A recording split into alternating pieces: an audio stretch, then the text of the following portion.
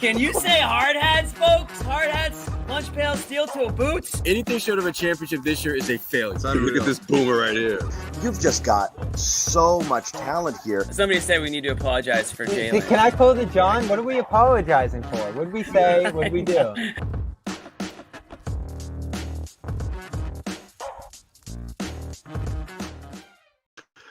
What's going on, everybody? Everyone hear me okay? There is Noa Dalzell covering the WNBA semifinals. If you can tell what that backdrop is, she's hanging out at the Mohegan Sun Casino with the game tonight. And Bobby Manning, here we are. None of us made it to Abu Dhabi, unfortunately, but the Celtics and the Nuggets did.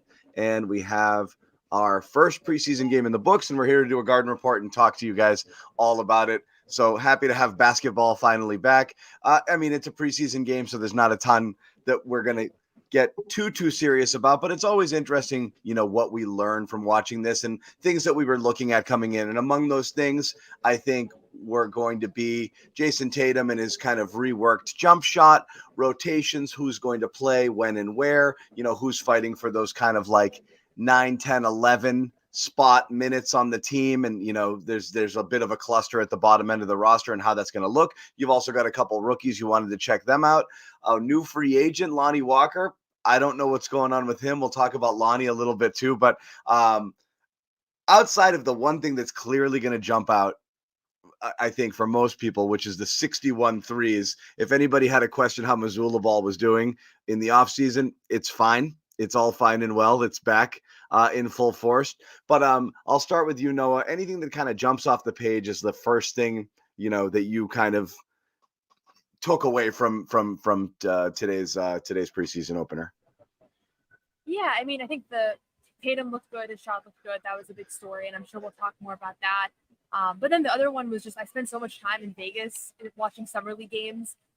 That guys like Jordan Walsh and Drew Peterson, who didn't look great at Summer League, and we talked about it so much and we watched so much of it, and then you have the whole summer to think about it. They both looked a lot better today. So I think some of those main Celtic players or some of the guys that struggled in Summer League looked a lot better in a very limited sample size today. But it's just a good reminder that sometimes it's just a different environment and some time and a different headspace can make the same player that looks totally out of control and kind of hopeless look a whole lot better. Which I thought both of those guys looked a whole lot better today. Yeah, I thought a rusty start for the regulars. Tatum ended up turning around from 3. Brown started strong shooting and defending and all that, and then kind of faded with his shot. I thought Holiday White missed some looks early too, and that shooting is pretty much what put them behind in that first half. But they got great boosts off the bench, and you wondered how many of those guys who were great contributors last year, Pritchard, Hauser, Cornette, who gets a spot start here, would carry over this year. And I thought they all looked pretty good. Hauser didn't shoot great, but Pritchard probably looked about as ready for the season as anyone here. I thought Brown looked great physically, blocking shots, playing around the basket, stuff like that early. And Pritchard came out and looked like he never stopped playing from last year. And that pretty much became the difference in this game. That Denver bench, if this was Nuggets post game, would scare you if you're them. But I liked overall the rotations. I liked how Cornette fit in with the starters. I don't think that's going to be a thing, but it does signal how much he's probably going to play with the regulars at the start of the year with Porzingis out. And some of the deeper guys off the bench, obviously I was excited about Scheierman. Cato, a lot of people excited about him. I thought he was okay. And some of the, Lonnie Walker, I know there's a whole crowd hyping him up. Those didn't impress you as much as some of the guys coming back from the bench last year. So not a ton of change here. The biggest surprise of the game to me was Jordan Walsh's role, which was pretty consistent early, often. He's in this game playing alongside some of the regular contributors off the bench and looking pretty poised out there, not with the shot, but just some of the other stuff you thought he'd bring to the table that wasn't really there early in Summer League. He looked like the Jordan Walsh from a year ago. So that was pretty exciting in terms of the guys who weren't part of the team last year. But other than that, you didn't really see much new that blew you away. Real quick, welcoming back everybody here who is watching us on our various platforms and channels. And thank you, Cobra. We give a shout out right out of the gate for the super chat. These are appreciated. They trickle back down to the hosts. So every little bit does help, and we are thankful for that, but also just for you guys coming back and hanging out with us. It's Friday. It's 2:45. It's a preseason game. There's no reason for you to be here, yet you're here. So yes, thank you. Thank you for joining and hanging out with us. So let's go in order of things. Real quick on the Jordan Walsh, and we'll get into it in a bit. I'm so curious. I'd love to see a sliding door situation. If that three that he knocked down that he didn't want to shoot and hesitated and then realized I have to shoot this because nobody's closing out and I'm wide open and everyone's going to laugh at me if I don't. Those things miss 95% of the time. And he made that one. And then from there, I feel like he got a great deal more confidence off of that, because I think he was only 1 of 4 to start the game. And it was that shot, which was not an in-rhythm shot. And then all of a sudden he looked a little bit looser. So that kind of stuff makes a difference. We'll get into Walsh, not just his performance, but overall, like, and again, Noah, you mentioned summer league expectations. You entered this year thinking Walsh is making the team outright. He's not on a main shuttle, and he might be asked to do stuff. And it's kind of this year or probably not going to happen for him in terms of starting to crack the low end of the rotation and earn himself some consistent minutes. And after Vegas, I think he was left dead and gone. So kind of how they view him, how they view JD Davison, who again, he's in with the third string, the third bench unit, stay way ready crew, deep bench. And he's still looking and doing impressive things coming off of a fairly impressive Vegas league stint. So, Scal, I think at one point said that this might be the most talent that the Celtics main roster could potentially beat some NBA teams. I'm not ready for that level of hyperbole this early in the Celtics season, but there's definitely some choices to be made in terms of who's going to get minutes, if anyone is kind of in that deep bench situation. As we know, the top 8 or 9 are very, very set on this team, even more so when Porzingis comes back.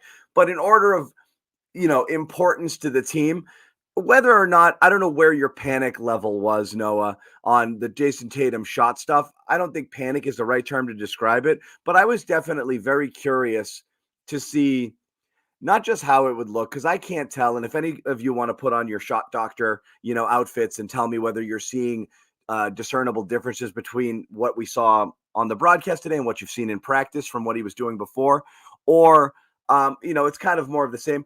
It was more approach. Not only was he missing over the summer, he was choosing not to take them. He was reluctant to pull it. He was resetting. He was looking for it.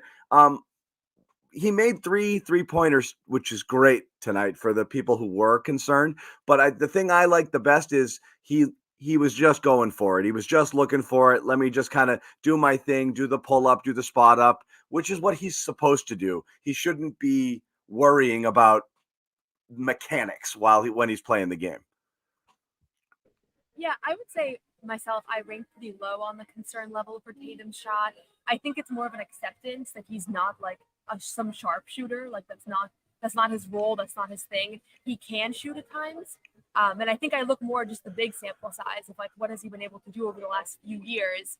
And certainly when someone's in a shooting slump for 6 months, like you have to start thinking about that a little bit more seriously. But I felt like the Olympics was just not going to be the one. We talked about this on the show, but I think just when you're getting 1 or 2 shots per game, it's not enough to really see anything. And to me, it's just the confidence. It's just the ability to whether he's hesitating, like you said, you can kind of see it on his face, honestly. I feel like in the Olympics, quite often you could just see like he didn't really want those shots. And he looked good today. As far as like the mechanics, I will never weigh in on that stuff because I feel like when shots go in, suddenly all the mechanics look good to me. And when he's short or whatever, suddenly you can start to see the hinges or all the things that are going wrong with his shot. Bobby? Yeah, I liked it. I thought through the practices, through the camp, it was looking sharp, a little more condensed, and not huge differences, but just a little quicker. And getting it off quicker, I think, is the key for anyone to be able to shoot more effectively in this league, especially with the pressure he's facing there. And he hit some tough ones.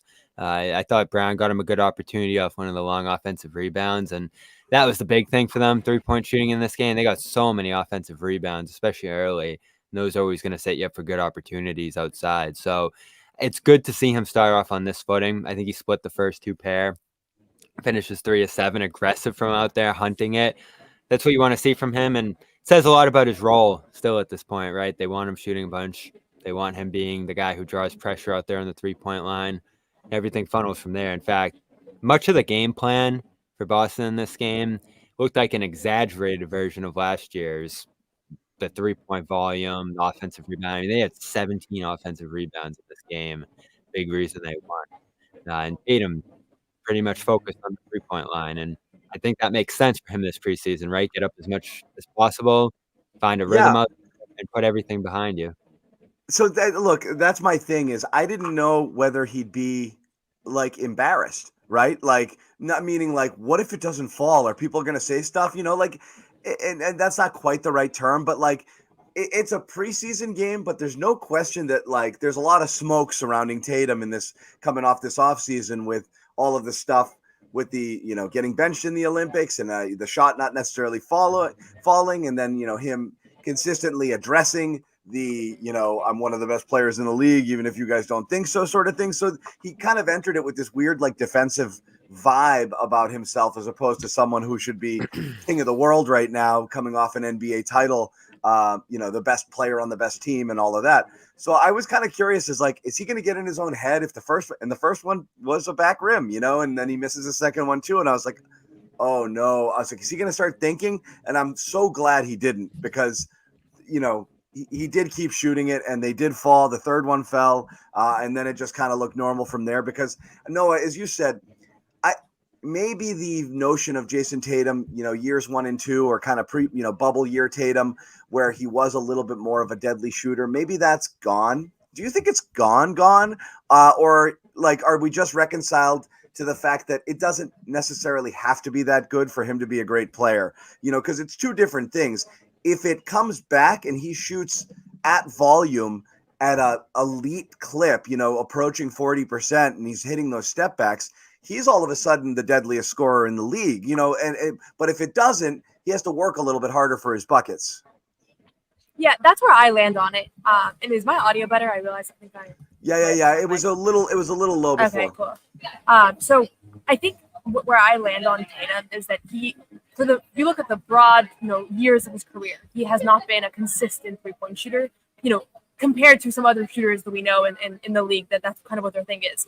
I think if he was going to try to be an MVP candidate or win MVP next year, he needs to be a really good 3-point shooter. So if that's your prerogative and that's the discussion that we're having, and I know people like to have that conversation, then yes, he needs to be an elite shooter.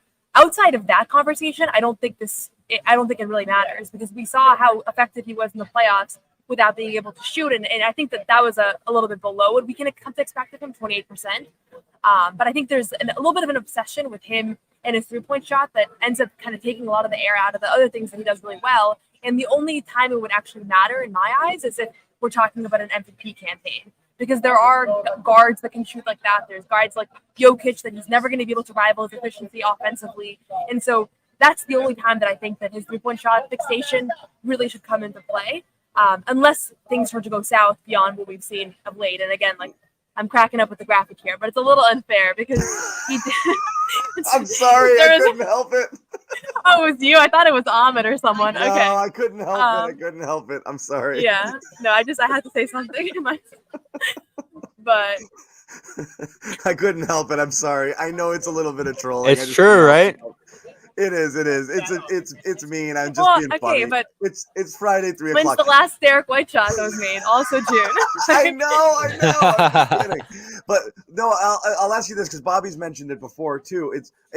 Bobby and I have talked about this, and even the Mavericks talked about it. I thought the biggest mistake that they made was being so insistent on doubling Tatum and getting the ball out of his hands and leaving what was a really strong shooting lineup, to open to do different things, where you do wonder if Tatum isn't that threat as much anymore. You're packing the paint against him and playing him straight up one-on-one without sending bodies his way when he starts at the point of attack, when he starts making his way to the hoop. If you're not respecting the shot, it reduces his offensive arsenal, but there'll be a trickle-down effect there too. So him hitting those shots and people respecting his ability to, I think is important to keep the defense open, because he can't just be a bury your head guy and head to the basket. That's a part of his game, but it can't be all of his game. Being able to score at multiple levels is important. And we've talked about that midi kind of leaving him a little bit too. So I do want to see Tatum hit his pull-ups. I do want to see him, kind of lean into that mid-range when he needs it, because your best shot makers are supposed to do that. The clock is low. There's no more room to move the ball. The ball's in his hands. He's got to make something happen.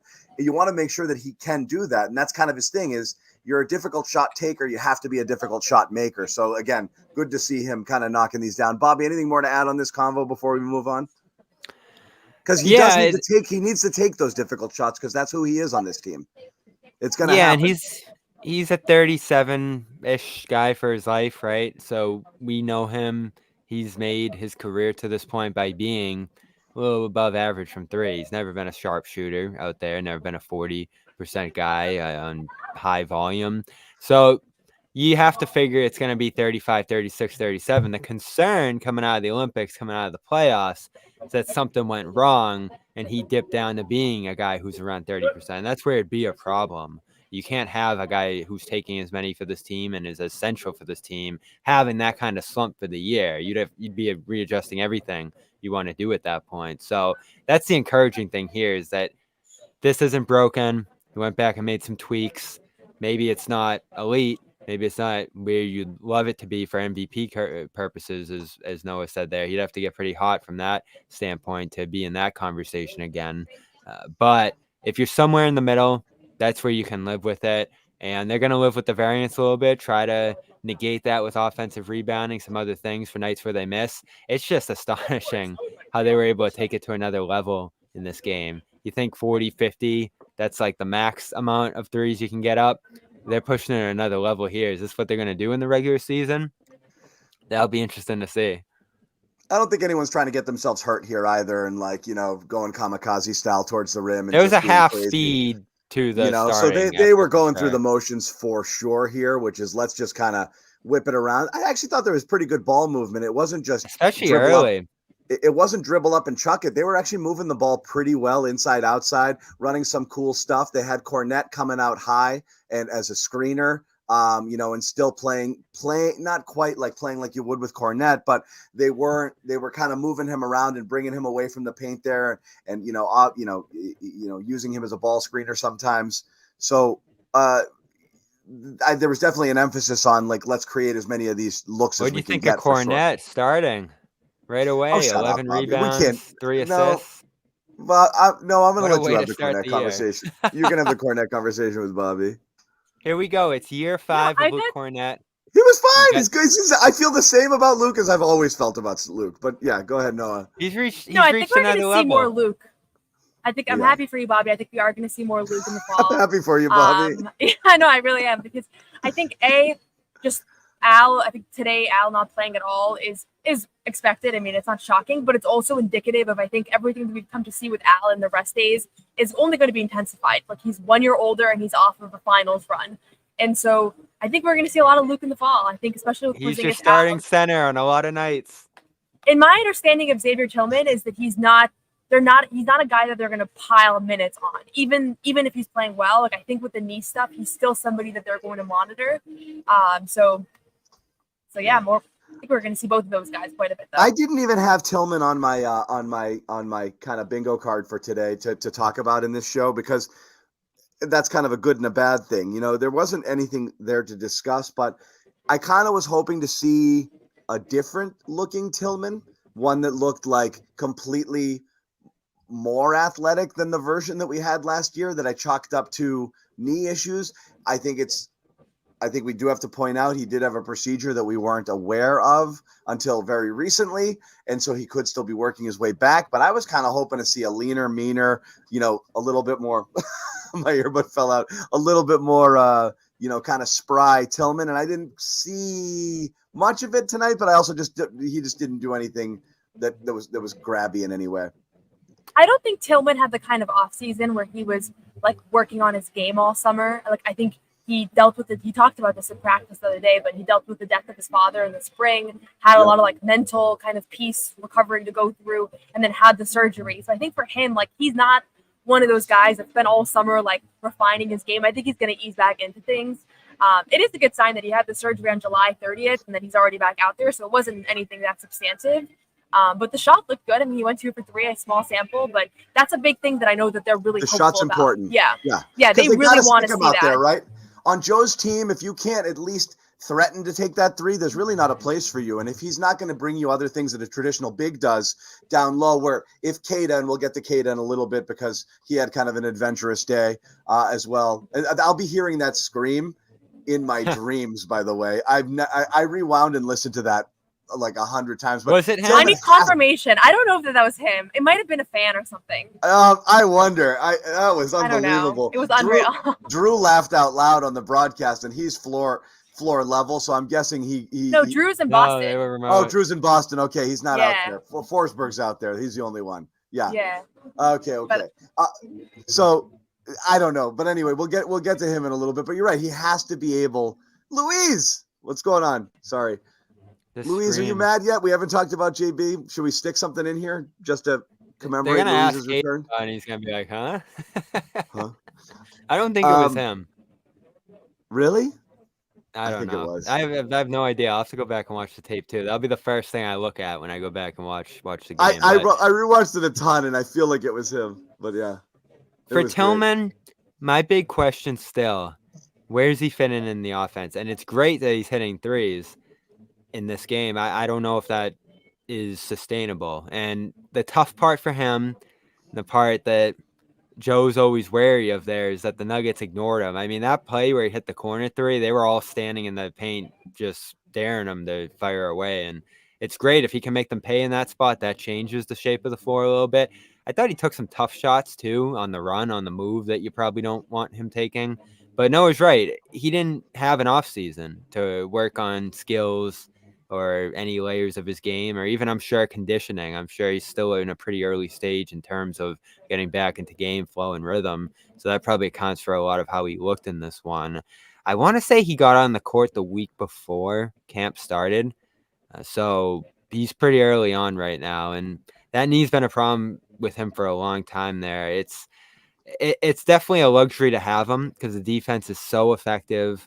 He's so versatile out there on that end. He's a great guy to put in there when Horford's out. In fact, I think you could see him starting if Horford misses a game, just to have that interchangeability in certain matchups. But you still wonder, where's his ideal fit in the offense? I don't think it's firing up threes. I don't know if he's that kind of guy. But if he becomes that, that makes him all the more playable out there. Well, Luke's too much of a coward to shoot threes like he did early in his career, so someone has to, Bobby. Right, and that might be the only thing he can contribute on that end of the floor. I think there was some hope early on he could kind of be like a dump-off guy down there and finish some stuff around the rim. He was talking when he got here about posting up more. We haven't really seen that. But they also didn't allow him to play the 5 much last year, which I think is probably the best position for him. So we'll see where his role ends up falling. I think on the average night, it's going to be Horford starting and Cornette filling most of the second unit minutes. But they like to play bigger, too. And honestly, with what we saw from the wings today, Springer, Walsh, who was fine but didn't hit shots. I don't think there's a lot of opportunity to go small with what they have right now. And Scheierman, I was so bummed with how that went. I was waiting for fireworks in his debut, and we didn't get them. Well, I do want to get to him too. Does he look like a completely different human than the person they drafted? Like if you put them side by side, I would never think that the guy right here is Scheierman. Didn't they actually do it? Someone put the side by side of him compared to Creighton. Yeah, someone did it. Totally different person. I'd never. He spent the summer in Boston. You can see it on his face. My goodness gracious, he's so different. These are interesting. These are the I'll say of all the stuff, this is the most interesting stuff. I'm not a bury the lead guy, but honestly, like, what are you going to learn about a preseason game from Jason Tatum, Jaylen Brown, Derek White, those guys? Nothing. They're the same guys over and over. It's really kind of these deeper on the bench guys, how they look. Does anybody look different? Is anybody going to earn a bigger role than they did last year? And so I do think, of the interesting things to talk about, Pritchard, and again, he becomes more and more interesting. The myth of Peyton Pritchard continues to grow, just in terms of every time you see him, he's doing something that's like super impressive, particularly against bench units or second unit sort of competition or anything that's kind of a reduced level there. Jordan Walsh, his role here, the Lonnie Walker stuff, Scheierman. There's definitely intriguing players here. We're going to talk about that as we roll on. But I do want to tell you, and I got to figure out where to find it, Prize Picks. We want to tell you about a couple of our sponsors here. We're going to start, of course, with Prize Picks. 10 million members, billions of dollars awarded in winnings. Prize Picks makes daily fantasy accessible to all. I don't necessarily need to hear this, do I? No, I'm going to turn down the volume on it. But again, get in on the action here with Prize Picks, America's #1 daily fantasy sports app. It's super easy to use. You can win 100 times your money with as little as 4 correct picks. All you have to do is pick more or less on your favorite players and their stats, and you are off and running. I'll tell you what, right now, if you're picking Patriots, pick under. Under. You can't even set it. You can't even set the over-under low enough on some of these guys. But special deal for you. If you sign up today, you get 50 instantly when you play 5. That's all you have to do. You don't even have to win. You get the 50 automatically if you play $5. So rush out and do that. If you leave that code, use that code CLNS after you download the app. Boom. Play 5, get 50. It's as easy as that. So make sure that you do check it out. Sign up for Prize Picks today. Also, I want to tell you about Game Time. I thought it was this week, Bobby. I was pushing people to get their Patriots tickets early because I thought this was Drake May's first start. It's not. I don't know when that's coming. Maybe it's the next week. Roll the dice, see when you can get in there, but it is coming at some point. But as of now, not yet. But again, authorized ticket marketplace, great option here if you want to go check out a Pats game, or as we said, the Celtics are starting up. You want to go check out the Sun. Is that a sellout down there, Noah? I don't know that it's sold out. I know the tickets were cheap. My brother was just thinking about coming down, and it's like $25 on Game Time okay. right now. So but you're in the area. Celtics tickets, you want to see the banner get raised, you're going to need some help there. You can get in with Game Time. Prices typically do go down the closer you get to Game Time. You can't wait too long on banner night at the Garden, but you can get in and check out the Pats or your favorite shows or whatever have you. Great options, all in pricing, so you can see exactly what it is that you're putting up there. You don't get surprised after the fact with hidden fees. Lowest price guarantee, great seat views, panoramic. Your ticket is covered with the most flexible customer service policy in the ticketing industry. So again, check it out. $20 off your first purchase when you use the code CLNS. Once again, download the app, grab your seats, and use that code CLNS for 20 off your first purchase. Let's get back to it and the game. Let's switch to this view. Some of the stuff we wanted to talk about, Noah, when I had asked you before the show, what'd you like the best? Number one, you wanted to talk about Pritchard. Is that correct? That was your guy, or that was because everything else good was taken? No, I think that's he's the guy that stood out the most today. And it's not a surprise, and it doesn't change my understanding of what he's capable of, because we've seen him do this kind of thing before in preseason and when he's given the opportunity to do so. But we were talking about Xavier Tillman maybe not having a summer that was centered around improving his game.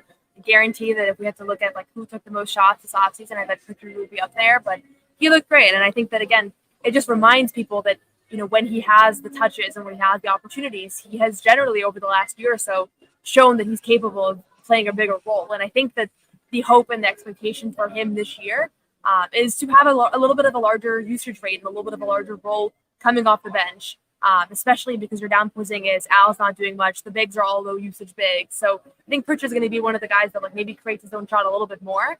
And he looked very much ready to go and in shape and at full steam today. I mean, yeah, and he obviously spent quite a bit of time in the facility. And Al said when we talked to him at his camp there that he was the guy standing out the most, setting the tone. He's a veteran now, funny to think. When the Garn Report started, he was a rookie, this version of the Garn Report. So he's one of the elder guys on the team at this point. And I love some of the energy defensively into the second units. We've given him a lot of credit for his growth on that part of his game. I know you want to work on his pull-up three-point shooting. That obviously showed in this game. And he's becoming one of the more strong bench players around the league right now in terms of, as Jalen talked about, put him in there against a weaker opponent, or a weaker lineup or in any spot where he can have some more opportunity to play with the ball in his hands, and he always seems to take advantage of it. His consistency in that role and how high of a ceiling he has in that role just continues to astound me. But we remember from his summer league days, we remember from his pro-ams where he's scoring 100 points. This is just who he is, and So it's that's the amazing question. still. That's the question. So to me, there's one question, not just with Pritchard, but with anybody that people kind of fall in love with on the Celtics bench. And like, we have the deepest bench. Maybe. Like I said, I contested that a little bit last year, just because when fully healthy, anybody on the bench was playing with 3 all-star caliber players. And in most cases, you don't have that, and sometimes you would have Tatum plus a guard and 3 bench players. But that was about it. It's never just the bench. This isn't youth league where it's 5 in, 5 out, but so there's always just so many good other players on there. It's hard to fully gauge how good they are. They had that weird number last year for a long part. I don't know what it ended up with, but for the longest time into the year, Noah, it was lowest bench scoring output, but highest bench differential, And so that's kind of it, is how good are they, or are they buoyed by playing in the presence of so many all NBA, Olympic level, star players, which the Celtics have at the top of their roster. But Pritchard is that one guy who you think, and Jaylen Brown had those interesting comments in the offseason where he, Detroit Pistons got caught in the crossfire a little bit there, but like, hey, we don't have to go out there and play our guys 30, 40 minutes. I'm paraphrasing here, every once in a while, and we don't always have to kind of do the things that we do. It doesn't have to be me or Jason or whatever. He's like, we could run a game through Peyton Pritchard and let him go off for 30 against a team like Detroit. Like, I don't know if it's just, he's my teammate, so I believe in him. But like, I do wonder, like, is there a world in which you could do things like that, where you view it less as spot starting or going in there and, he had a good bench stint, and feature people a little bit more prominently in what they do, and feel okay to rest somebody and say, all right, Peyton or Sam, you're in the starting lineup, and I don't want you to just kind of be there. I want you to take 17 to 20 shots. 12 to 15 shots tonight. That's who you are. You're a scorer on this team tonight, like a primary scorer, not just a bench unit scorer. When you're out there, your job is to do this. And how would it look if they did that? Like, could Sam Hauser be starting on a lesser team? Could Peyton Pritchard be starting on a lesser team and putting up 15, 16, 17 points a game? Yeah, I think for me, the bench is less about, like, there are so many talented players that are more talented than other teams' bench, but there's a system in place that is everybody's super bought into, and there's chemistry and experience of those guys playing together. Like, we don't talk enough about how well Sam Hauser and Peyton Pritchard play together. Like, they know exactly where the other guy's going to be. There's Luke Cornett comes in, and he really is like the glue for that unit. And so I think when I look at the bench, it's, again, like, I do get excited about Peyton Pritchard, and I do think that he could have a larger role on another team. But the fact is that, Sam, Luke, and Peyton. Noah, freeze on us? Yeah. Bobby, Yeah, is she frozen to you? Yeah. All right, we'll her. drop Noah. We'll bring her back in. She is, again, just for those wondering, where is Noah and what's that background? She's covering for SB Nation. She's covering the Connecticut Sun playoff matchup tonight at Mohegan Sun Arena. So she jumped out of the press room into the heart of the casino, and she's out there doing the Lord's work and doing a post-game show with us. So happy to have her on board. But yeah, Bobby, what do you think here? Like, is he real, or is he like, what is Peyton Pritchard? Because again, is he 91 points in a pro-am and like, can light up the summer league, at will, where he looks like the best player out there, like he's playing at Rucker or something like that, and just launching 40-foot threes and making it look easy and schooling people? Or is he someone who's actually at this point in his life, like, if he left Boston, he's in contention for starter minutes somewhere else and would be a legit scorer and contributor on a different team? Like, what do you actually have in Peyton Pritchard? Is there a version of him that could succeed outside of the Celtics ecosystem? Yeah, for sure. And I think it would have been I mean, not interesting. just succeed. Of course, he could succeed. Thrive. Like even more than Yeah, he's doing here. Do the Celtics have a starter who's relegated to 18 minutes a game because they're so good? maybe in their system, the way they want to play, he's probably still a little too huntable given the size. The Yeah. Jimmy Butlers of the world. I know he held up well against Luka, but maybe a healthier, stronger version of Luka in that spot could have taken more advantage of him. But teams are going to go at him. And we've weighed in the past whether that's an advantage or a disadvantage for Boston. I know in some cases you might feel like that takes the other team out of their offense. But in terms of his skill set on offense, what makes him so great here is how complimentary he is. The catch and shoots, the secondary ball handling. He can play alongside their And starters and and take maybe not advantage of the starter. space he has with them. Yeah, is this a guy who could be like a sixth man of the year sort of candidate somewhere else? And also, can he start pressing here where his contributions are not small here, where he's earning does he could he play his way into 22 to 24 minutes a night here, consistently?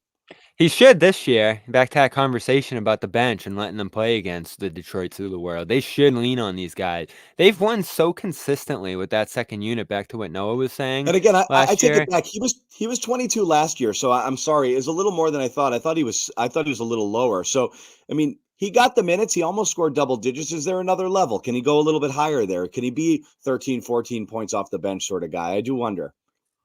I think so. Yeah, and some of Yeah. it's efficiency, right? He has those cold stretches and he can have a night where he's always 7 from 3, and you wanna balance that out a little bit if he's gonna have a super consistent role, and then once you get to the playoff time, you always have that conversation of every round that you progress, those guys being a little less effective, and Hauser counteracted that pretty well right through the finals, though he had the weaker East finals. And Pritchard's the one who, besides those 2 half-court shots, faded a little bit in that finals setting. So a lot of it's matchups. A lot of it's gonna be what they need into different second unit lineups. But again, back to what Noah was saying, they have won game after game after game. And those 3 guys, Hauser, Pritchard, and Cornette, have been playing together. Scrimmages 3 years ago, the bench unit for that first run, last year being the full bench in entirety for this team. And Pritchard stepping in many ways. I said it many times last year, John.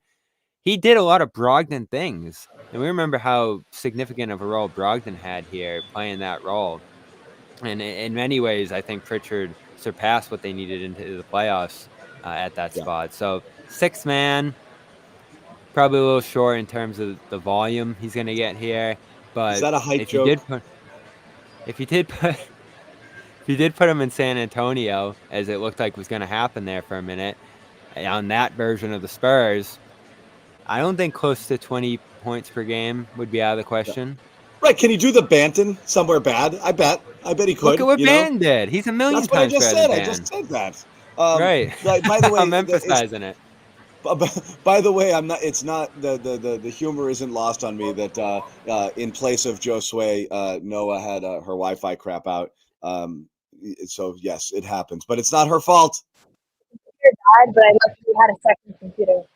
So Yeah. Oh, the computer. I'm It back wasn't in the. business. That's right.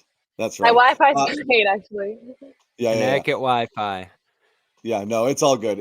Noah's so prepared. She has 2 laptops. We only had Josue only had half a laptop, and it was like from, it was like from 2009. So it's a little bit different here. I'm gonna miss Josue. Yeah. For those who don't know, Josue Pavone accepted a job to be covering the Oklahoma City Thunder full time. So we could be seeing Josue in the finals. I actually do think that's. I wouldn't say likely. It's hard to nail a finals prediction this early, but those are your 2 betting What was your favorites right finals now. prediction So last year? I had the Warriors with Rob Williams as center. One of us had the Nuggets. prediction. Real I had quick, the Nuggets the year aside, before, by the way, and so the year they won it, I had Nuggets, but that's fine. tiny aside. Are the Nuggets done? No, I'm a little worried I don't think about so. them. I think it's a little bit of an overreaction, the Nuggets thing. It's an overreaction. I think they hit a wall last year. Definitely a little bit of fatigue, and the KCP thing hurts. I mean, look, I don't want anybody to. We don't want to get alarmist now, but what's happening to the Nuggets is what's going to happen to the Celtics, which is you're going to be making business decisions that are going to make your team worse because you're going to try to find a way to get under, aprons and penalties and this and that. And that's what teams are doing right now. It's a reality that we're pretending doesn't exist, but it does exist. And yeah, the Nuggets definitely took a half step back, but I have such a faith in their core and Jokic that no, I mean, it's hard to get back to the finals. It's hard, but I'm definitely not out on them. Let's move the conversation. We did want to talk about, and again, it's a preseason game, so we're not going to go on forever, but we did want to get to Jordan Walsh a little bit. And I'll say, Walsh, so this is, one of Bobby's guys and one of Noah's guys. Springer, who you are kind of bullish on, Noah, and you want to see and you think could potentially, because you got that whole he's so young, he's like 3 years younger than Scheierman, he's like so young. And still there's room there. And when they made the trade, they made it for the future, not for last year necessarily, which is a strange thing to do at the deadline, but a shrewd kind of move. But it's got to pay out if it's going to be worth it at some point or another. And then Jordan Walsh, who's kind of in that whole make or break-ish sort of, third season of is he going to turn into something, or is he just forever a 4A player or a G, riding that main shuttle back and forth? Is that the kind of guy he's going to be in this league? It was interesting that, both of these, and the way the game went, for those who didn't watch the whole thing, starters played nearly the whole first quarter with Tillman coming in, to spell Luke, I believe, for a little bit. But the top guys just played. And then that second unit was this, with Walsh and Springer kind of running out there, and buried on the depth chart were Davison and Scheierman and Lonnie Walker, who got in late in the game. So these guys were the B team right now. Does that tell you anything about how the Celtics are approaching the season? And again, it's only game one. Game two, Scheierman might get 25 minutes with the second unit, and they could be trying things out. But can you read anything into this, or do you read anything into it in terms of the prominence that with those guys were featured tonight? I can't conclude anything until we see the second game, because I'm kind of viewing this in a 2-game span, and I'm sure Missoula is as well. Yeah. As far as thinking about the rotations and things, I will say, as you mentioned, John, wasn't it Banton who did it? Banton started one game last year, and everyone was like, "What?" or something like that. Yeah. Is that what it was? And then Hernan Gomez years ago. Yeah. Go ahead, Noah. Yeah. Yeah, no, but I think Jaden Springer is somebody that I've seen flashes of defensively, where it's like, okay, this guy not only can be a really good defender in the NBA, but he can actually be like a gifted defender in the NBA. I really believe that. I think he has one of those guys with a defensive ceiling, like an Avery Bradley, which I know is high praise. That being said, flashes doesn't necessarily mean that that's going to translate. And I was a little disappointed with the sample size that we saw today. I thought that he didn't look great, which again, I'm never going to overreact to a quarter of basketball, but it wasn't like an opportunity to see him advance forward. But yeah, I think that when we're talking about Jordan and Jordan Walsh, and this is his second season. So John, I just want to say, you mentioned this a couple of times. I don't think this is a make or break year for him. And I don't think that's how the Celtics are viewing it. I think that he has a larger opportunity here, and he's going to spend most of the season in Maine, is my understanding. A guy like Jaden Springer, he's entering his fourth season. So he's more he's going to require an opportunity to open up. There's going to need to be some sort of injury or some sort of extreme resting situation for Jaden Springer to even have a chance. And then he's going to have to capitalize on that chance. And there's going to be other guys like a Baylor Scheierman, I think, that are also going to be vying for those minutes. And so a lot has to go in Jaden Springer's way for him to make to showcase that he can play in the NBA this season. And I don't know if it's going to happen. I would love to see it personally. You mentioned that. So again, where you're shaving money when you have so many star players is kind of here. This is the last year that he's guaranteed. It's a team option for him next year. And that's a place where you can shave to, again, it's not big money, but it's the fourth year of a second round picks deal at $2.5 million. That's where you're saying, I'm not playing him anyway. I'm just going to fill this with another second round draft pick who's making $800,000 and save myself 1.4 here. If he has no role here, it's not big money for a contributor or someone who can play rotation minutes. But when you're trying to save a nickel or two, that's kind of where you're cutting. That's the first cuts you make. That's why I mentioned make or break. By the end of this year, you got to determine, is this person going to play any significant minutes for me in the future or Yeah. not. Or he's just trade filler, but again, And you they can't haven't really, ruled out. They haven't ruled can't out really shaking up the do that. roster Yeah. later on if needs emerge, and that's all money Yeah. that could go into a trade. I know the trade rules have changed a little bit here, but the Yeah. odds are against these guys, given their draft position, given what they've shown so far in their careers. I mean, Springer's shooting in small samples, albeit with Boston last year, was pretty abysmal, and the Philadelphia side of things, that led them obviously to give up on him and save some tax money rather than stay with his developmental track here. And that's the difficulty for these guys. I want to see some of these guys this year. We've talked about in the past, John, they're not going to get better without playing. They're not going to improve without those opportunities. And as Noah said, some of it's going to have to happen in terms of injuries or other availabilities there, rest nights, working them in. So I do like working those two guys in, and they made a pretty concerted effort to do that here clearly in this game. Walsh took more of an advantage in this spot, and Springer, the shooting limited him again. And that might be what limits him in this league, despite the age and Walsh being a young guy too there. I wrote this morning about that idea of playing the youth a little bit more this year, starting to take that long view because they're not going to have these veterans forever. That's the great part about right now. We remember 3 years ago, John, the Romeos and Neesmiths of the world, and it drove us crazy. And we're just like, get rid of these guys, bring in the Whites and Holidays of the world who you can actually rely on, and never think about young guys or draft picks again. And Brad didn't even take a first-round pick for 3-4 years. So the thought of going back to that a little bit isn't ideal, but it's necessary now. And I look at what Minnesota's doing, bringing in Dillingham, bringing in Terrence Shannon, even bringing in like DiVincenzo in that deal and another pick. They're starting to say, all right, we have Edwards and all these guys, this great starting lineup. But as we start to pay these guys, and Towns obviously goes out the door last week, you need some of these guys on the back end. And the tough part with the Celtics, as you guys just said, is they're just swapping in some of these guys. And, they might be swapping in some again. It was Banton last year. Now it's Springer. Walsh was here the last 2 years. Are they taking another second-round flyer at that point? So that's a tougher way to develop, right? Not investing in top-end talent, picks, that sort of thing, and just looking at flyers and unsung talent and second draft guys, which Springer effectively is here. And it's tough to develop those guys for the NBA because much of their development obviously is going to happen here in Maine. And look at Davison today. This is year 3 for him, and he's been so good in Maine, but there's just so little hope of him cracking an NBA rotation. And that's where it feels like Springer and Walsh are right now too. Yeah, it's I think Springer, this is his last year, right, of a contract, correct? Yeah, and they can bring him to restricted $4 million option he's an RFA next year. So again, he's got he's got to kind of figure out. It's make or break time for these guys a little bit, even though it's not. There is a role young, here, right? Davison, Spring, all of these guys is there. And again, this is the toughest part of being on this particular Celtics team.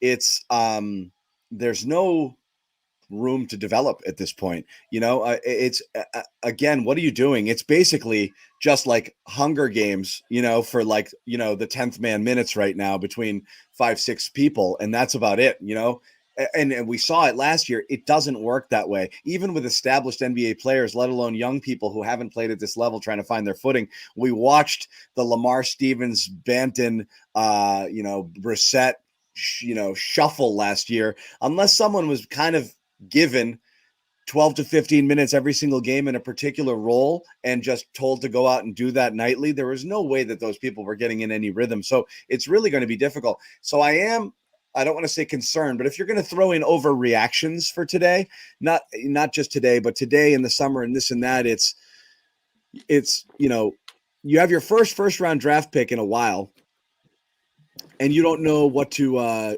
do with them with Scheierman here because I don't know how he's going to see a minute on this team. Well, I think what it comes down to is that this team was unusually healthy along the perimeter last year. Like really nobody missed time. Knock on wood, you get that again, but statistically speaking, you're probably not going to. There's probably going to be somebody that misses a somewhat extended period of time, even if it's just an ankle sprain or something. And so if you look at the current rotation, like there really is not an opportunity for anybody to enter. And it's kind of a weird situation, even just talking to guys at camp. It's like, they kind of know that too. They know that it's the exact same situation as last year. And so they're just kind of looking from the veterans and looking to learn and absorb things. But I think that the only pathway they're going to have, and this happens all the time in the NBA, where somebody goes down and all of a sudden somebody else gets an opportunity, and that's kind of what catapults their career. So obviously you don't hope for that, but in the event that happens, I think that there are some guys that they're aware are primed and ready to go in those moments. And I think Jaden Springer and Baylor Scheierman are two of the guys right now that are wing players that they want to see out there, but there just might not be an opportunity. I would say Jordan Walsh is probably a little bit below that in the list, just because of his youth and the fact that I think he's just a little bit more raw than those two still. But that's what it's going to come down to. So at least for injury's sake, so if something does happen, I think it's going to create an opportunity for people.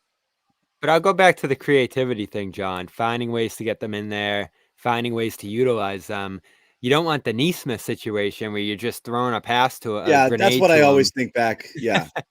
Go And in. these If guys- if you hit your first shot, I'll let you stay in the game. If you miss it, this is your 4-minute stint and you're never going back. Like, that's not a way to develop. And Scheierman's kind of in that boat, right? Because this is a guy who we've seen in almost every game. And again, I'm not going to be able to recall his exact Vegas box score, but you guys were there. It felt like he came out and he missed his first few shots every single time, but it was Vegas. Didn't he go 0-4 in the first game? I want to say. But it was Vegas and he could keep playing through it. And again, it's lesser competition.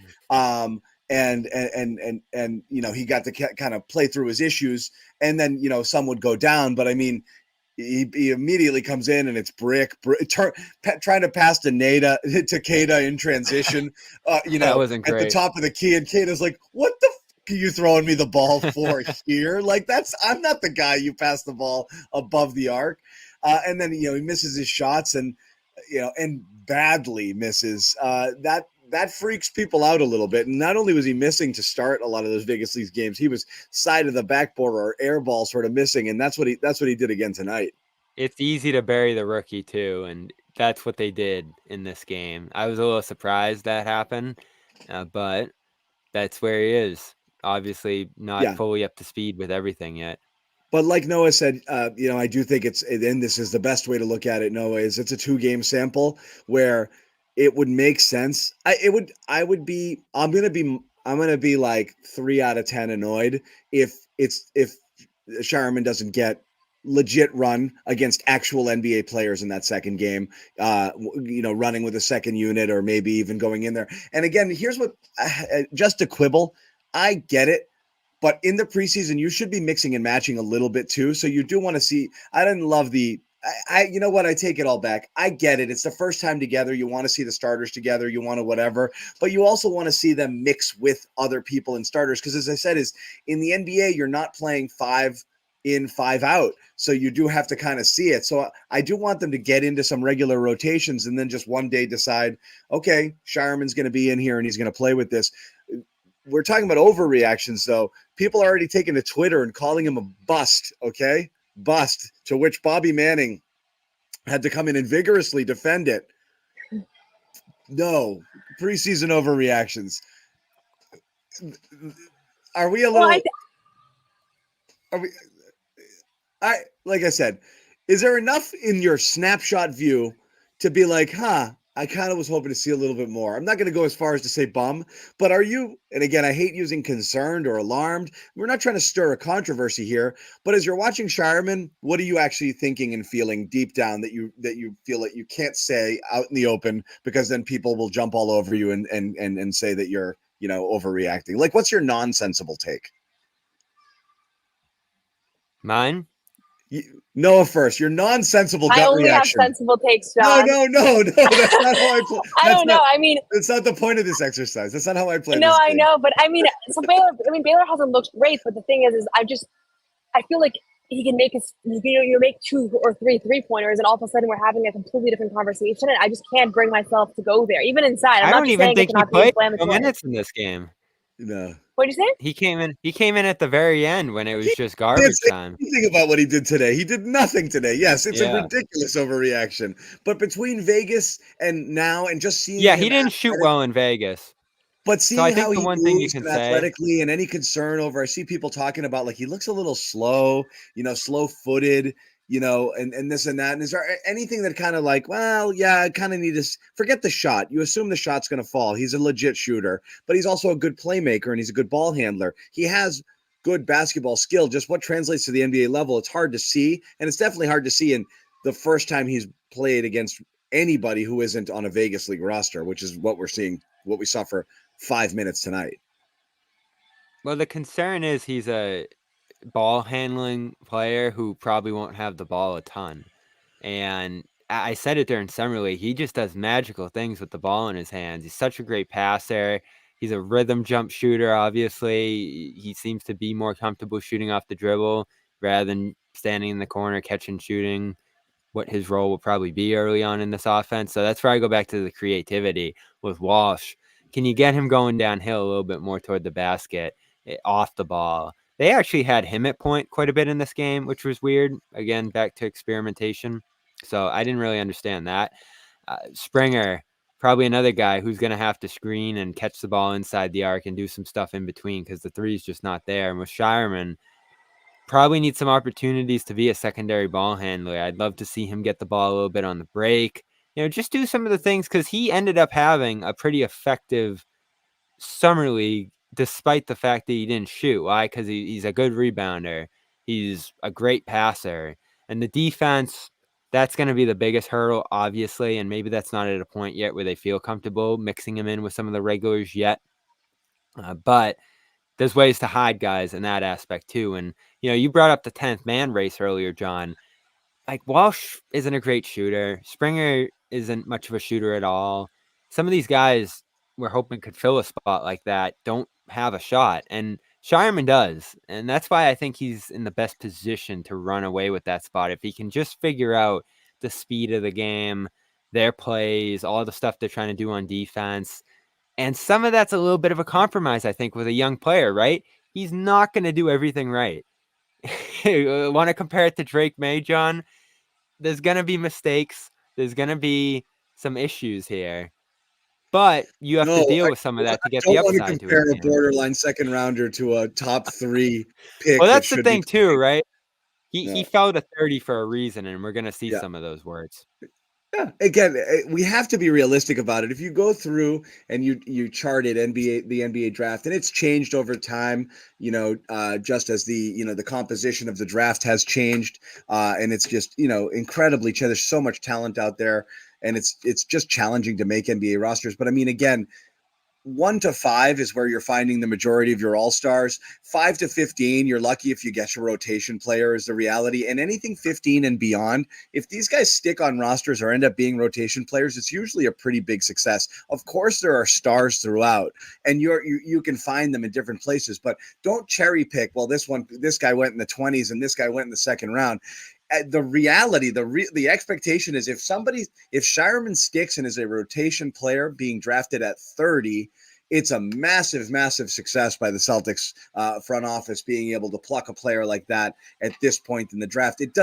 It happens every once in a while. It happens, but it's not the norm. What you're hoping for is a home run, right? And I don't think Scheierman's a home run player. Like, I don't think there's a ceiling here where you're like, there's something in this guy where he could be a potential, year in, year out all-star. I think what you're hoping is, in some of the comps that have been made with some of the other lefty shooters, in the league before him that, the comparison has been made to. That's kind of what you're hoping for, is a guy who can kind of hold his own, not be a liability defensively, knock down shots, make some plays. Is it going to happen in year 1? Probably not. Yeah, and I think the other reality with Scheierman is that he's not a Sam Hauser-esque shooter, and I've said this a couple of times, but like when you look at his career shooting numbers, which those I'm always down to look at, the larger sample size, like he's been a good shooter, but he doesn't rival Sam Hauser's numbers coming into the NBA. And so I think what they like about him is, like Bobby has said, kind of, he's done a lot of all around things, and that he has the ceiling of being a better, kind of more versatile player. But he's not a guy that's going to come in and I think give you like crazy 3-point shooting. That's not, that just hasn't really been exactly what he's been. And it's really, really hard. I feel like we underrate how hard it is to find guys like Sam Hauser that can shoot like Sam Hauser. And it's why Sam Hauser just signed a big contract. And so, yeah, I think Baylor Scheierman also, like, I just can't imagine the nerves of going into the NBA and having your first NBA minutes. And there's a lot of really good NBA players that look terrible in their first few games and miss their first 20 shots. And that's why I just like caution freaking out about the air balls or whatever, because wasn't Jamal Murray one of them? Wasn't he one of the guys that like missed his first 20 shots or something. Trae Young, I think, Draymond was the Green. famous one. Didn't Yeah. Pritchard go 0 for like November and just said like when he first started, I thought Peyton struggled as well. Grant was the. Oh, it was 0 for Grant. 25. Grant went 0 for whatever. Yeah, that was Grant also. Yeah. But I Again, think you never know what it's going to mean. We've heard good things coming out of camp. We're not going to hear bad things, but it sounds like he's been playing well and doing well, and he's adjusting. And I thought that he had good flashes in summer league too. how about his look? He looks like a totally different human. It's not just the haircut and everything like that. It's like he definitely. I mean, he said, well, what did he say? 15. Yeah, you guys were there covering it. 15 pounds of muscle. Yeah. And it's not. He does not look bulky. He looks like he got lean but stronger, which again is good because you oftentimes don't see that kind of physical development in rookies until year 2 when they have a chance to kind of go through an entire, year, and it's not just I lifted weights for the summer and I got big. It's the sleep, it's the eating, it's all of it kind of rolled into one, like what it takes to be a professional athlete. And then, the right workout regimen that works out for your body and your game and what you're trying to accomplish and all of that stuff. And he looks physically a good bit better than he did before. He's one of the more interesting guys on the preseason roster because it could go one way and he's in Maine for a lot of the year, and it could go the other way where he sneaks into that rotation. And what would you call O'Shea last year? Like 9th, 10th in the rotation. So that spot's open for someone to take. Shvee, similar thing. When guys were out, he would play, and he'd actually be pretty effective in that role. So can he do that? O'Shea had a little more seasoning. Shvee was a veteran.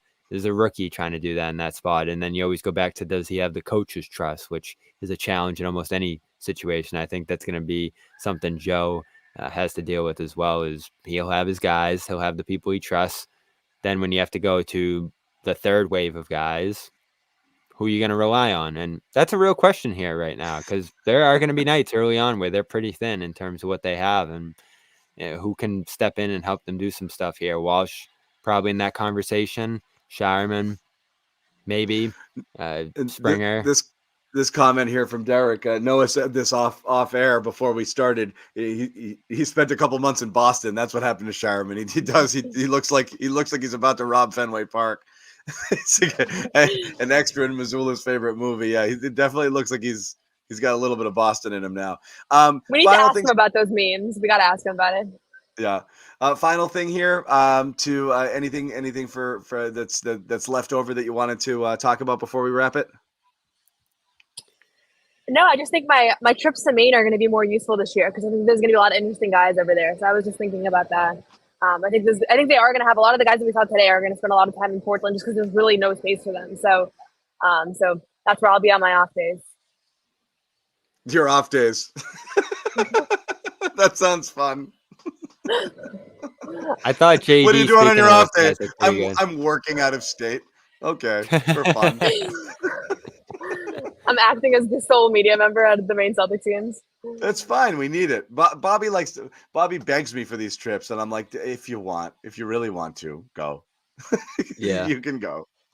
Speaking of Maine, I thought JD looked pretty good at the end of the game too, and I don't know if there's a pathway for him, but he just keeps getting better and better. And I've heard his summer workouts have been pretty good around the team too there, and his summer league was pretty good. So, is there scenario where he could sneak into some sort of role eventually? You wonder, because they could have just let him go this summer, right? But Brad for some reason stepped in and was like, we need him back, he's got to be part of this thing.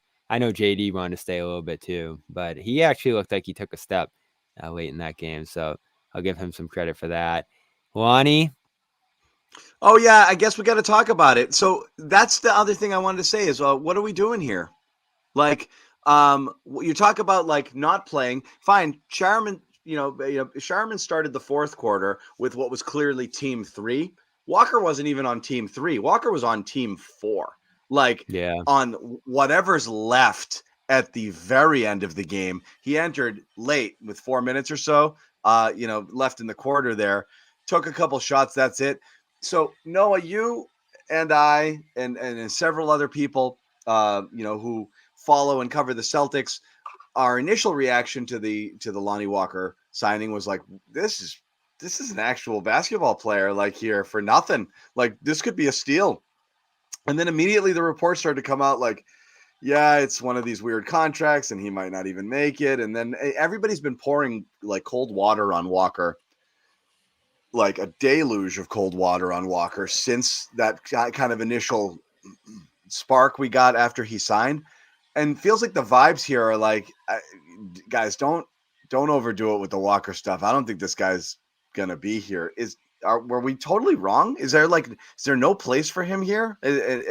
I thought this was a flyer to see here, and now we're talking about, well, if he can put forth a good year in Maine, maybe we can make something of him. Is this who he is?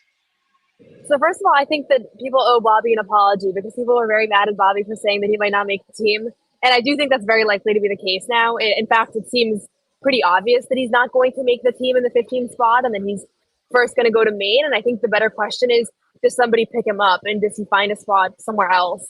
I don't think that it's going to be in Boston, honestly, because I do think that if he goes to Maine and plays well, like there's going to be a team that's going to need him and want him and realize like, why is this guy on the market? Unless he struggles. But the understanding that I'm getting and all the signals that we've heard is that he's not going to be a part of this team this year, at least in the beginning of the season. And maybe later on, if he's still in Maine and he's playing well, they pick him up later on. So it's strange. I still feel high on him as a player. Like I've watched a lot of Lonnie Walker over the last few years. I think that he can contribute.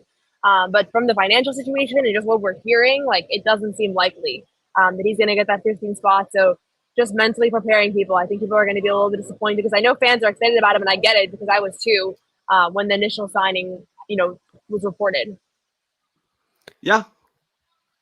Yeah, Weird. you probably want to take a longer look at him than this, though. And again, Sunday you might play no starters. Who knows? Why would he go to Maine? That's the whole point. But it's not just the Celtics and the space on this roster. What are we missing here? Like, you're a pro who's played legit NBA minutes, rotation minutes, albeit for not great, great teams. But like, what are you proving to people in Maine? This is almost like I don't audition. I just get offers. Like, you've at least, if you're him, have you not earned the right to like, yeah, put me on your team if you want, but if you don't, I'm just going to go to a different team. I find this odd that like, what's in it for Lonnie Walker to stick in Maine to prove that he could be the 12th person on this team? I don't understand I don't understand it at all at that point. Maybe a desire to be part of this team. No, I think that he just, he couldn't, I don't think he got any offers. Like, that's my understanding of it. He didn't, and there's plenty of people out there who are getting offers. I just don't think they're coming back on a deal. Like, there's other people out there, like Lamar Stevens just signed. O'Shea's not out there. Like, these are people who've played professional. Jay Crowder. Like, is Jay Crowder signing with a team to play it in Maine? Like, no, he's signing for someone. He's signing for someone who's going to play him, or he's not signing at all. That's what I mean. I'm not saying that Lonnie Walker's like has his pick of where to go. I don't get why he would come to a place where the option is go prove yourself here. I just sit at home and do nothing and wait for the phone to ring. It's weird. Or go overseas, right? Or go, yeah. That's always difficult. Weird. That's always difficult, right? Because when you go overseas, you're pretty much done in the NBA. Not many guys leave and come back. Yeah, Busele, the rare exception. So it's that last-ditch effort to hang on here. And you mentioned it, John. Many veterans have fallen out, especially this summer. For many teams, it's more advantageous financially to just leave a spot open or give it to a younger guy. And that's what I mean is like, it's more of an economical decision for most teams to make rather than like, oh, geez, I watched some Maine highlights last night and this Lonnie Walker guy caught my eye. Like, you know what you're signing if you bring him on. I don't think you need a showcase. So I don't get why he would do that. I find the whole situation really perplexing. I get what Noah's saying. You could showcase yourself for elsewhere, but the way he's talked about wanting to be with Derek, wanting to be with Holiday, who he's worked out with, and just want to be a part of the situation, there to me had to be some acceptance that he might have to go to Maine, spend a month or two up there, work on reshaping his game and tailoring it to their system. Because you look at the 2 shots he took tonight; those aren't shots he's going to be able to take on the floor for the Celtics. So you're forcing it inside and firing up a 3 off the dribble. He needs to be a more complimentary guy. And you see him at these training camp sessions. He's such a great corner 3 shooter. He knocks them down in droves in the practices that we get to watch. And the numbers for him in that spot are really good. And, he's talked about being able to guard the guard spots well. And that's something, I've heard positive reviews about when it comes to him. And people are excited about that scoring. And that's a real value. At a 15th spot on a roster, is it worth $12 million, which is effectively what they'll be paying at that spot? That's what they're going to have to figure out. But what they're also going to have to decide here is... Honestly, no. I mean, if I were the Celtics, I'd go down to 13 guys. It's like what you're paying for nothing. Paying $12 million for a person not to play is insane. Yeah, it's just, how do you feel about him? What's up, Noah? Do you feel like he can be a guy? No, go ahead, Bobby. No, Yeah, what were you saying? That's the question. No, I think so. With the Lonnie Walker situation, there's a lot of different ways. Once you're in that spot where it's September and you don't have a spot in the NBA, like you have a couple of decisions to make. Are you going to take a contract overseas? Are you going to sit at home and hope for the best? Like your odds aren't great at that point. There's a bunch of guys that are in that boat, and a handful of them are going to get opportunities. And a lot of guys, like I listen to Austin Rivers' podcast. Like last year around this time, he was really hoping that something was going to come along, and it never did. And he was going to workouts, and you hear all these reports of John Wall and Isaiah Thomas. And I do think actually that the humility to play in the G League and the ability to showcase not just what you can contribute on the court, but what kind of guy you can be off the court has worked for people in the past. And my understanding is that's the pathway that he's going to take here. And I also think that this is an organization that has a really good track record of development, just a good culture, a really good reputation. It's something that when I was in Summer League, I was talking to a lot of people about, just like other executives and scouts and people. And they said, the Celtics have a really good rep for if you're a guy that doesn't really know where to go, like get involved with Maine. Like it draws people in and it attracts them because of this record. Motive was. Yeah, so he knows people there. The team was probably willing to offer him a spot and go to Maine and show that you can be a leader. I mean, he's a veteran player. He's not a young guy. Like show that you can be a leader and a good teammate and have the word get out that Lonnie Walker is a really good culture fit. And I think that could really help. Like, it's not going to be like, oh, Lonnie Walker, you look at his highlight reel from the Maine Celtics. Okay, now we can sign him. I think it's that other stuff that maybe people aren't sure about. And so I'm still high on him. I'm not willing to get off the Lonnie Walker train, but I'm understanding that the situation and the circumstances are maybe not what I thought when Woj reported that he signed a 1-year deal, which was the initial report, which is maybe mentally why so many of us were having a hard time adjusting away from that, because the initial tweet said for a 1-year deal, and then we later learned it really wasn't that at all. So we'll see. I just don't get it. It's almost like he's like on double secret probation and being punished for something. Like it's like you will play with the 4th team in the first preseason game and you must show your worth in Maine. Like I find it odd that he was brought in under those circumstances instead of just brought in. You either want him or you don't. And wait, what the hell do you bring him in for? Like you bring it mixed from maybe you can convince me in his perspective that the Maine and the buddies here and this and that, and he can show out and it's a better option than doing X, Y, and Z. From the Celtics perspective, I barely get it at this point. So I find it weird if you brought him in 2 years ago, John, give him an opportunity because you're hoping for what? Like everything to me is like, wow, did we get lucky here? Like, look, you pulled this guy off the street and they're playing. They're in the rotation and doing great. That's you want to show. That's how you show you're a genius. If you're Brad Stevens, like, look what I was able to get. Nobody wanted this guy. Why would you make it so hard for them? It's almost like you've got to like he's got to earn his way back, like he did something wrong, instead of throw him in there and let's see if he can play. He's an NBA player. He might be able to crack the rotation. The approach to me, I feel like there's something we're missing with Lonnie Walker that we still don't have here. But I don't know. We'll see as time goes on and if his role changes. Maybe they're being deferential to some of the guys who'd been here beforehand first, but I don't know. We'll see where it goes. Well, remember 3 years ago, John, they signed Cornette to the G League, and I called it a steal, and they reshaped his game, and now look where he is. I took these out. I can't hear you. They're out. I have to say that, Bobby, like it's not for all the Cornette jokes.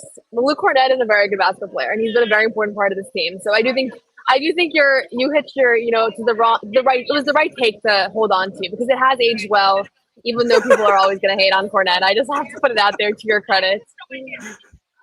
I think he got lucky. I think it was less about basketball analytics and more sentimental. He had a soft spot. It was a vibe. It's a vibe thing. Yeah.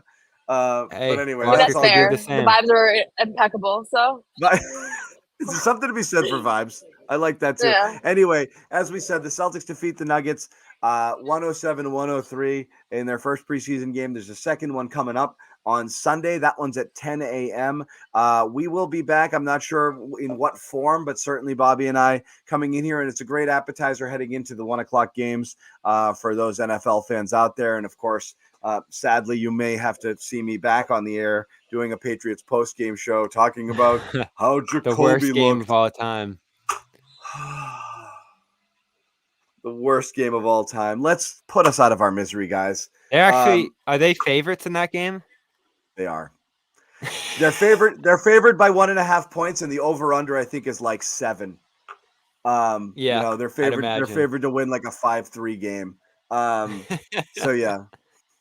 We'll see what happens there. But anyway, more basketball to come. If you want, though, if you not just Celtics basketball, WNBA basketball, follow Noa if you don't already follow her on Twitter, and wait for her written reaction to tonight's game between the Sun. Why am I drawing a blank, Noah? The Sun and the Minnesota Lynx. And the Minnesota Lynx at Mohegan I'm on a Sun mission Arena. to convert Celtics fans to care about the Connecticut Sun. So lock in. It's playoffs. We're almost in the finals. So some high stakes basketball.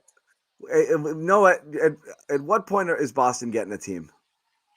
I hope the Sun go to Boston, but I don't think I'm supposed to say that sitting in Mohegan Sun Arena. But I think Boston needs a team eventually. It's just a question of who's going to buy the own. Celtics. That's what we got to figure out first.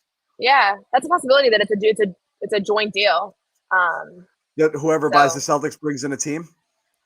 Maybe. I mean, I don't know that the Sun can coexist in Connecticut and in Boston. That feels a little saturated to me, but maybe they buy the Connecticut Sun from the Mohegan Tribe. I'm speculating here. These are not sources, but there's a lot of things that I think a Boston team would kill the Sun because they would lose so much of the Massachusetts connection? That's what they said about the casinos. Yeah. Yeah, I mean, it's NBC Boston streams both. It would be tough.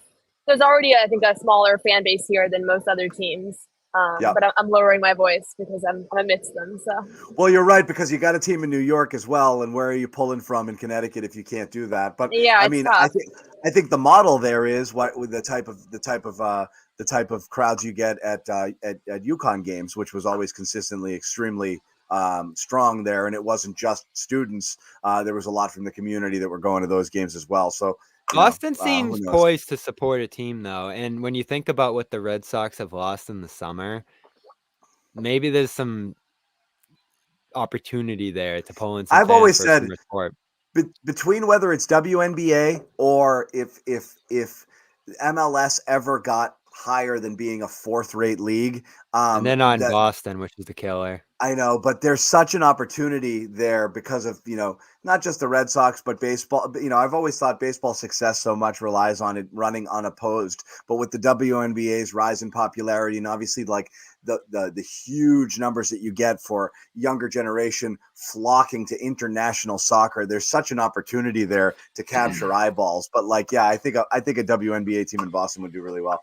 Anyway, another conversation for another time. Noah might have just gotten herself banned from Mohegan Sun Arena for the night for her comments. We'll see. But anyway, you can follow that WNBA action. If you follow Noah, she'll have written work going up covering the game for SB Nation. Of course, Bobby Manning will be talking and writing about the Celtics here on CLNS on our YouTube channel and over on CLNS Media. So check that out. And please tune back in on Sunday for a double dip with the Celtics postgame show and then a crap ton of depressing Patriots. Who knows? They might win. It's depressing even if they win. That's the thing. When they win 6-3, it's whatever it is. You're not gonna feel better about the team on Sunday. I'll tell you that. But it is what it is. So we'll see you all. Thank you again for tuning in. We do welcome everybody back here. Louise, Judah, Derek, all the regulars. Phil, Dodd. I saw you jumping in late. That's great. Manila. Fun to have the fam back, so we do appreciate you guys. Blorp, late, but you're here. Thanks, buddy. And we will see you on. Wait, I need the outro, don't I? There it is. Garden Report outro. We'll see you on Sunday. Take care, everyone. Wait, Amit's got an outro for us, I think. No, he doesn't. He said he was going to work on an outro. He had a phenomenal game. Phenomenal. Forfeit's out. I think it's an option. That did not sound like a chair. It was a freaking chair. It does sound like a chair.